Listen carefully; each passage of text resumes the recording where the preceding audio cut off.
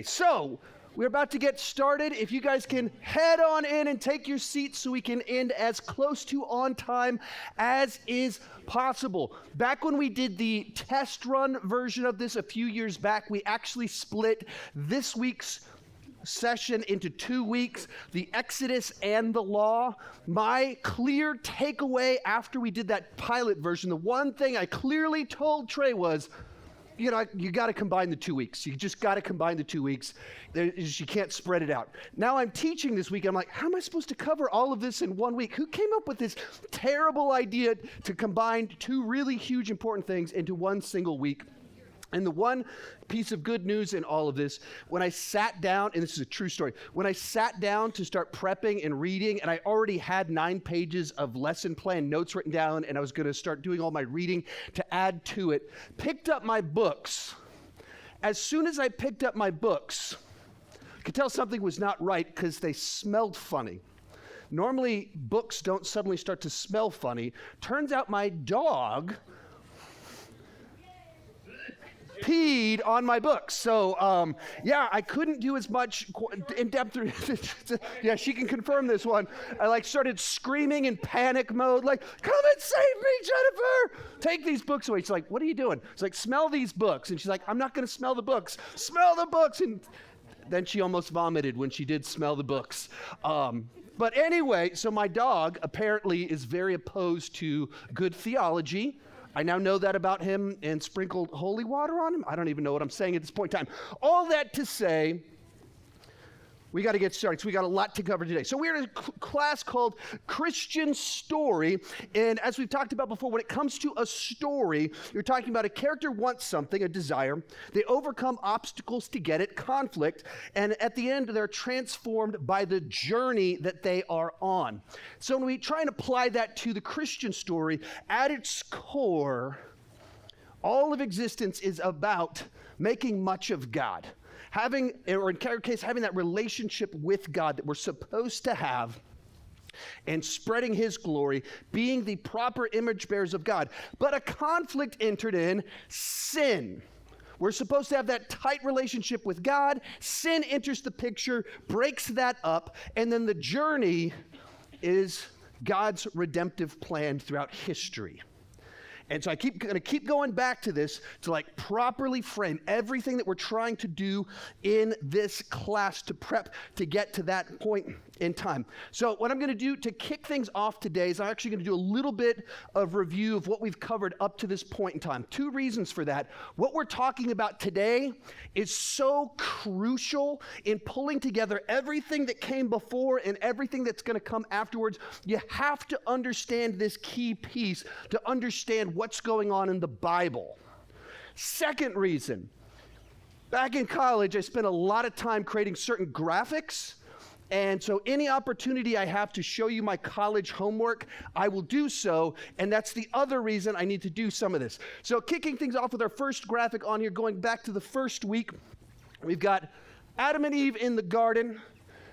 Everything is good. It's God's perfect, beautiful creation where we are the image of God. We are the very good part of creation. There is nothing between us and God, not even clothing. Normally, if during a sermon you post a picture of naked people, it's highly frowned upon. In this one context, it's actually appropriate and important because that's the level of intimacy between man and God before sin.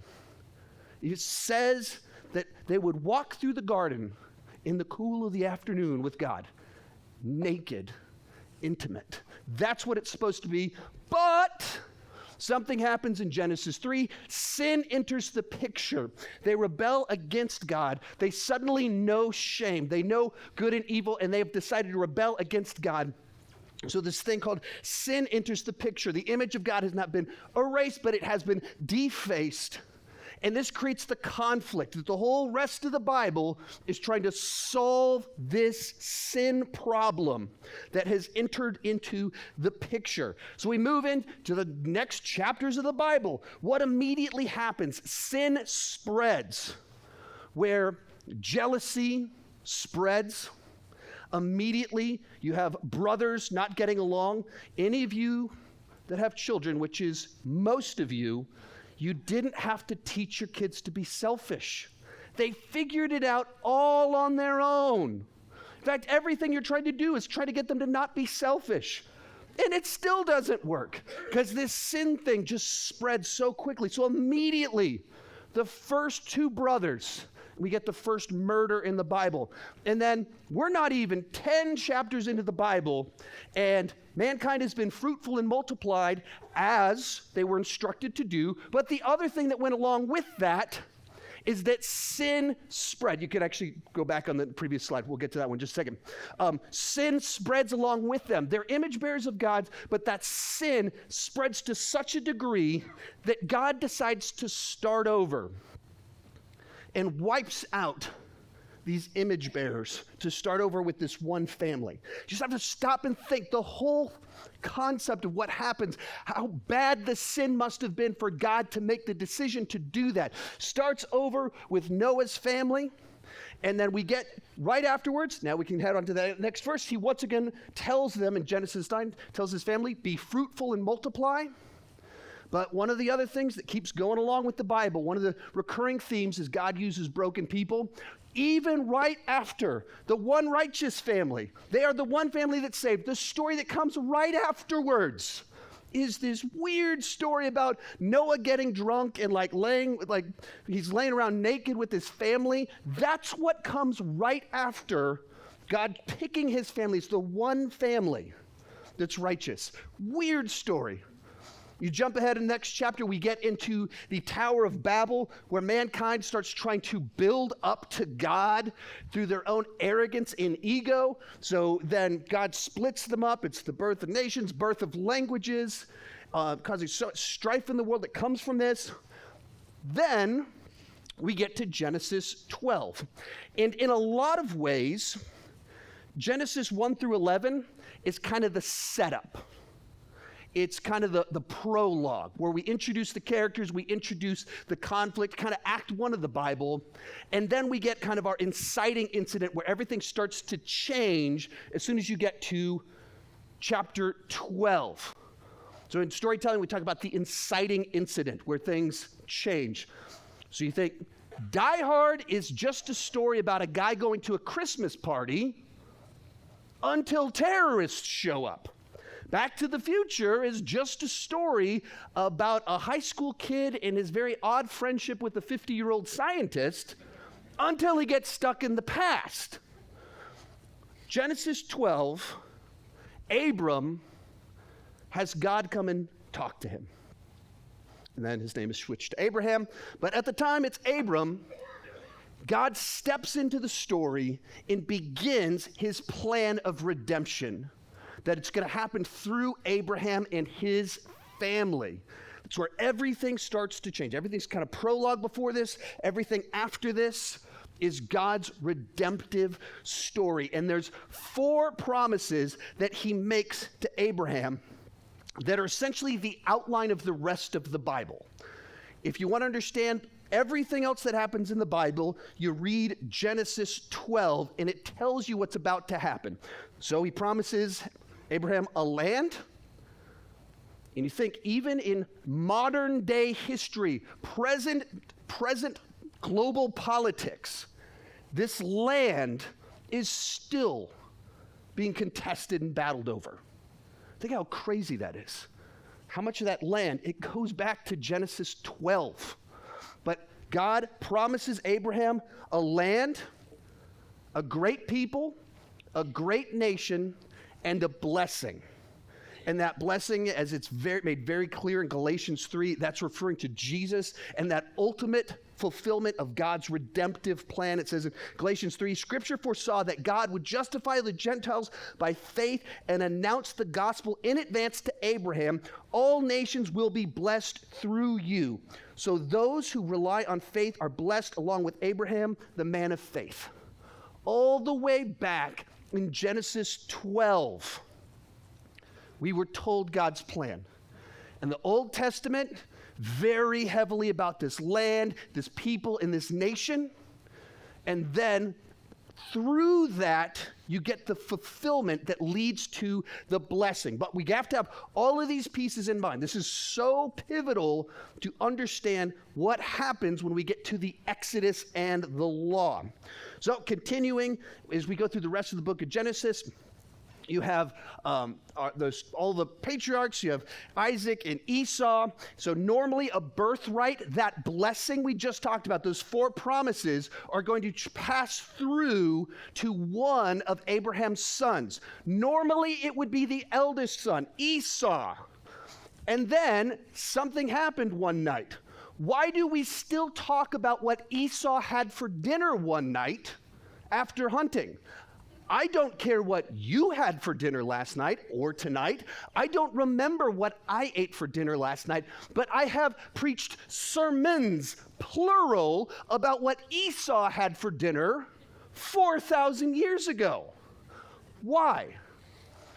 Because through his dinner plans, he promised his birthright to his brother and thus shifted all of human history and God's redemptive plan. Over dinner plans. Some dinners are more important than others. So it passes along the birthright to his brother. Jacob has 12 sons. The 11th is the most popular of the bunch, thus the least popular with the 10 other brothers. So they don't like him very much. They decide to sell him into slavery. Hashtag relatable. We've all been there, family issues. He ends up in Egypt. Then the rest of the family are in the land, the promised land, so important, the land, but a famine hits in the land. So they go to Egypt to try and get food. He's risen in status there, plays a little prank on them, messes around with them, and eventually he's like, hey, I forgive you guys. Why don't you stay here in Egypt during this famine? So at the end of Genesis, they have left the land and gone to Egypt. Super important because the land is crucial to this whole tale. So at the end of Genesis, they're not in the land. There's only about 70 of them. Certainly not a nation because they're in someone else's nation. And the blessing is way far off in the distance. That brings us into Exodus, second book of the Bible. And actually, that's my whole introduction. There's a lot to cover there to fully understand all of the pieces as we get into the Exodus. They go to Egypt. They're there for hundreds of years. And in that time, they go from 70 to millions. So they went from small group to finally a great people. But they are a great people not in the land. And one of the pharaohs kind of had a change of heart around them, and so now they're being oppressed by the Egyptians, and it's no longer a good thing. As you can see that little word right there, people. See, part of the promise has been fulfilled. That's how good I was at my homework. I let you know they became a great people in Egypt. But they are enslaved, and they're not in the land. So God calls up Moses to be his chosen one to lead the people out of Egypt back to the land. And going back to our theme here, once again, God uses broken people. So Moses, when he was a young adult, saw one of the Hebrews being abused, goes over and kills the person abusing the Hebrew out of anger. As it turns out, it is illegal to kill people. That's a normally common law. And so he has to flee away from all of this. Decades go by. Decades. He's long gone. And God appears to him through a burning bush, calls him, chooses him to be the one to lead them back to the land. He chooses an outlaw who's a murderer, is on the run, like the Egyptians actively want to arrest him for the murder. He's also by now not young anymore. And when God appears to him, he starts making excuses like, me, I don't know about that. I don't want to do that. I don't even like to talk to people. He makes all these excuses. He's the reluctant hero. He's the broken hero. But that's what God does.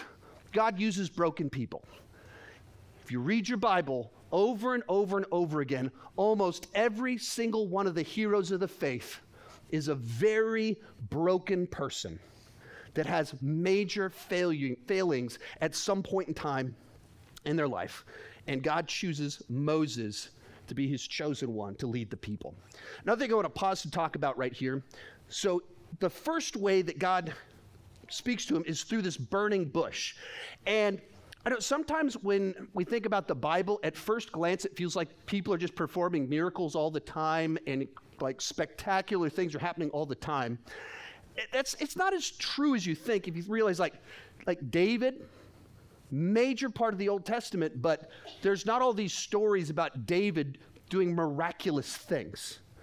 Normally, not 100% of the time, not universally, miracles tend to line up with new revelation or God appearing to new people or something new in revelation tends to be when miracles happen. So it's been 400 years that they've been in this land.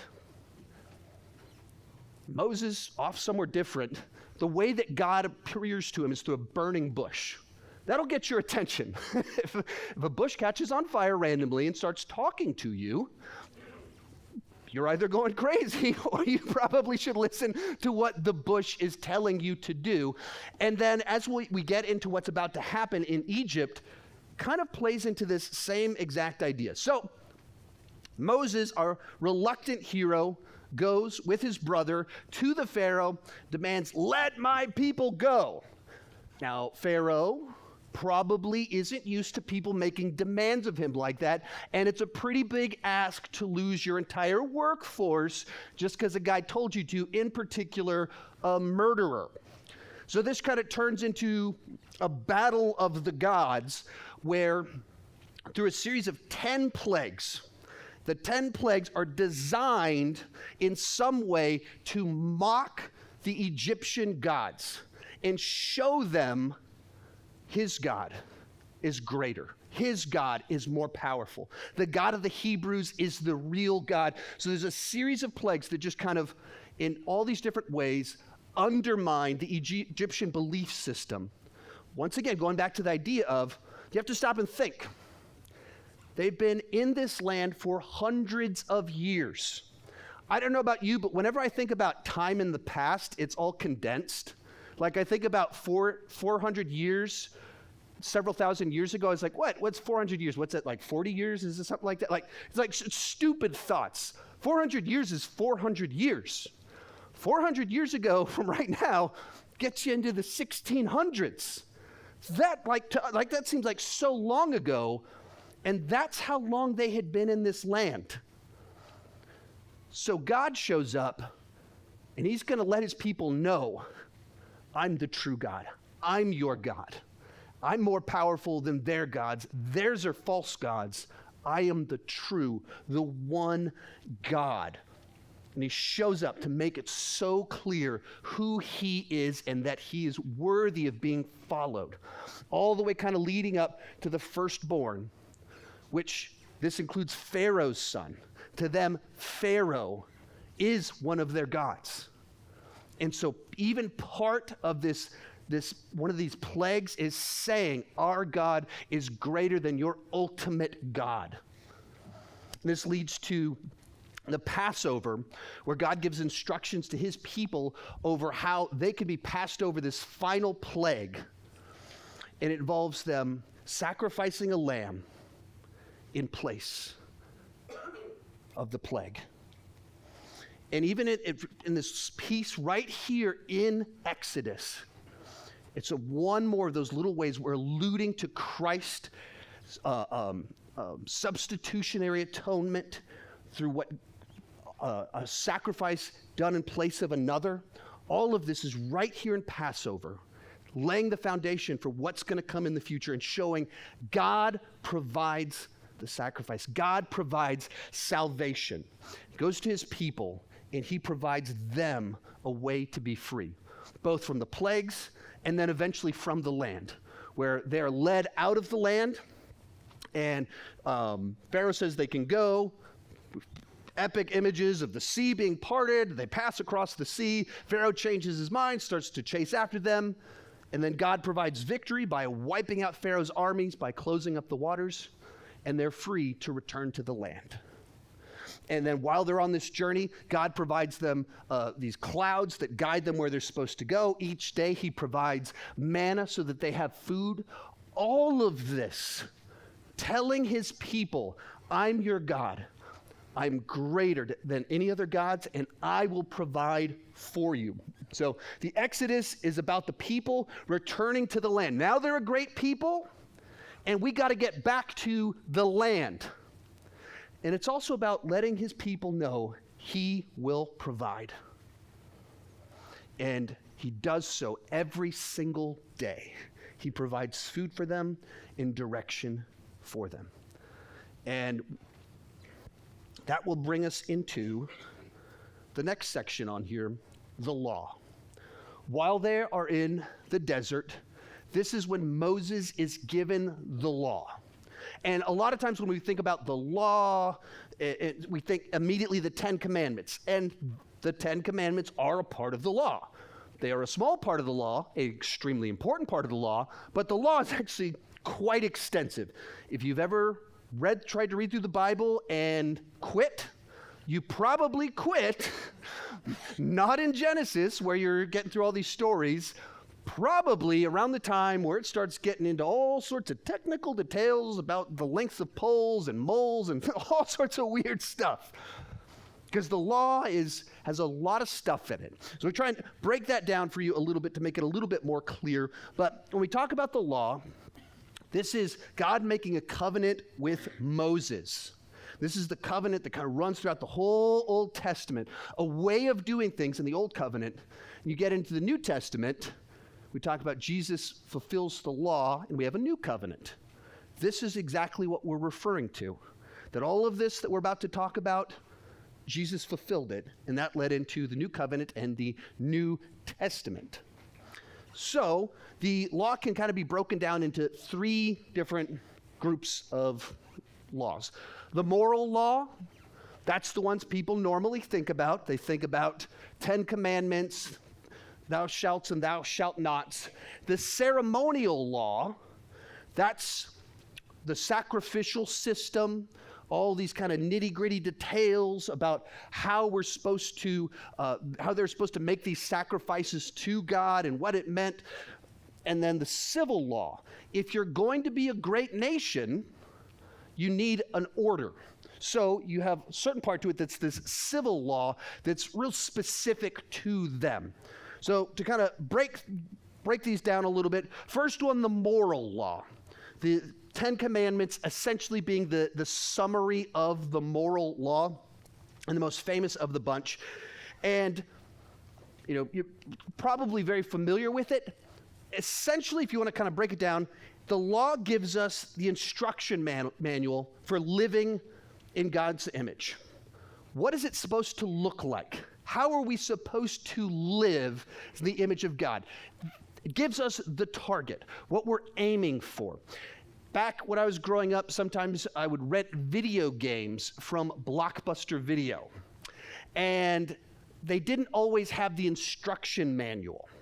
So you'd go home, play a game, and you're like, I don't even know what buttons I'm supposed to push. And this is pre the internet. Now it's like, what do you need the instruction manual for? That's what the internet's for. Not in the early 90s. So I'd go home and you'd just be like guessing what the controls did or what the map was, not knowing what to do. God's not trying to leave us confused as to how we're supposed to live. He's pretty specific about what you're not supposed to do and what you are supposed to do. And that's what the Bible gives us. And so often when we think about rules, we think of them as restrictive. People talk about rules as lessening freedom.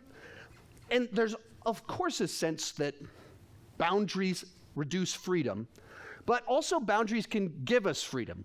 If we had utter anarchy, you could do whatever you wanted, but you'd also just bunker down in your house in fear of being killed. So you technically are freer if we have anarchy, but you're not really freer. Or if you think about what's the difference between music and noise. It's the rules. It's the organization of sounds in a pleasant manner using harmony and melody. It's the rules that turn it from clatter and noise into something desirable to listen to. Also why some music just sounds like noise, because it is so utterly chaotic. Or you think in a marriage, rules are a good thing. Rules make you feel free in your relationship where there's trust that how they will behave. They're not a bad thing. They give you freedom in that relationship, and so much so, that's what the law does. It gives us freedom to live in accordance of how we're supposed to live. And kind of going back to something we said before, sin is an archery term that means to miss the mark. The moral law gives us the mark. It gives us the target for what we're aiming for. Living in the image of God, what does that look like? The moral code tells us exactly what it looks like. And if you look at the 10 commandments, the first 4 commandments tell us how to relate to God. And then the next 6 tell us how to relate to one another. So in that, the law reveals God's character. If we're trying to understand who God is, we kind of can figure out God's character by letting us know how we're meant to live in accordance with his image. So immediately, you look at it, we're talking about honor, respect, reverence, honesty, commitment. Reveals his character. What does holiness look like? What does goodness look like? What does God look like? What is his true character? The law reveals that to us. Kind of go through the commandments. The first one, that we're supposed to have no other God before him, goes back and makes sense in light of what the entire purpose of existence is. To make much of God, to shine God's glory. If all of existence is about making much of God, makes sense that the foundation of our entire moral code would be make sure God is number one. If everything is about making much of God, of course God comes in at number one. And anything that says this is better than God violates the entire purpose of existence. So of course God comes in at number one and how we're supposed to relate. And if you even kind of go through the history of everything that went wrong, when sin started to spread, where the image of God is living in such anarchy and chaos that God decides to start over. Tower of Babel people think that they can build their way to God and overcome where God's at. All of that is trying to put something above God in violation of the basic tenet of existence. It's all about God. Then the back half to it, how we're supposed to treat one another. And as much as people talk about how the Bible, Christians are like so puritanical in their rules and their restrictions, if you actually look at the 10 Commandments, which one of these does anyone actually disagree with when it comes to how we're supposed to treat one another? Honor your father and mother. I mean, I think most people agree that's a good thing. Shall not murder. There's not a lot of people like, that feels really restricted. You haven't met my neighbor. He's the worst. Most people kind of in agreement. Thou shalt not commit adultery. Once again, these are like, if you meet someone that's cheating on their spouse, in any kind of circles, people are like, ooh, that's not cool. Shall not steal. We're all in agreement on this. Shall not give false testimony. Don't lie to people. Once again, liars, not exactly esteemed. That's normally a negative trait. Thou shalt not covet. Contentment, once again, a good quality when you meet someone that's just content with what they have and they're not constantly desiring to take from others. These are good qualities. And so you think all the ways that people attempt to present Christianity, the Bible, faith as like oppressive, and at the core, this is how everyone wants to be treated. Just play these out, reverse it. Like, I, as a parent, want my kids to honor me. I, as a person, do not want to be murdered, don't want to be cheated on, don't want to be stolen from, don't want to be lied to, and don't want to have someone constantly, like, angry with me for any positives that I have. Who disagrees with any of that? You start to realize, like, that's because this is the instruction manual. God designed the rules of this universe in a way for it to function. and his rules line up with it. There's a reason that, this is how it works. This is how we're meant to live. And just imagine if everyone lived by this, how much happier we would all be, how much safer we would all feel. You could trust people. You wouldn't have to lock your doors. You wouldn't have to fear that be afraid of making connections with people because they might betray you. This is just a better way to live. And we all know that. We all agree with it. But that sin thing keeps pulling us away.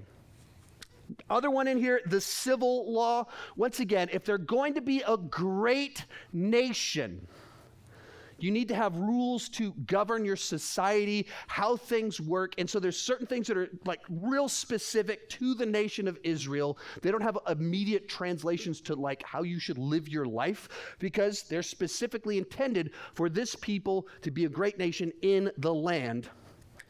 And then final one on here, the ceremonial law. This is the sacrificial system that when we read it right now, it just tedious. It's not the most fun read in the Bible to go through what this dove is for this and this is for that.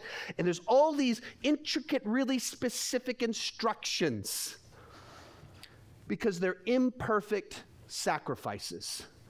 But the sacrifice system itself was God's perfect sacrificial system. And each of the sacrifices that are kind of outlined in there about all the doves, birds, things like that, they're temporary and they don't last. But we're given a framework that what if at some point in time there was a perfect sacrifice? What if someone could perfectly fulfill the law and stand in the place of mankind, not as an animal, but as a human, also fully God, could stand in that place and fulfill the sacrificial system?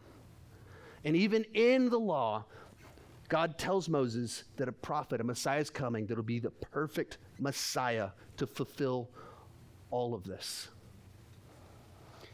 So you start to see where the pieces come together, that God made a promise to Abraham that they'd be a great people in the land, great nation, and then there'd be a great blessing. And he puts this whole system in place that eventually it can be fulfilled and solve the sin problem that started in Genesis 3, that has plagued all of human history. And that's where as you look at all of this, why on earth is the Old Testament so long? Why is this nation, why do we have all of this? Because time and time again, we see that they couldn't obey the law by themselves. They couldn't fix themselves. They couldn't, in any extended period of time, continue to obey in and of themselves. They kept rebelling. And if there was any other way besides God's Son having to die on the cross, God made it abundantly clear we weren't going to be able to do it on our own. We needed him. God provides. And that's what all of this is about. God provided a way to solve our sin problem and a system that Jesus could fulfill so that we could have a relationship with him again. Let's pray.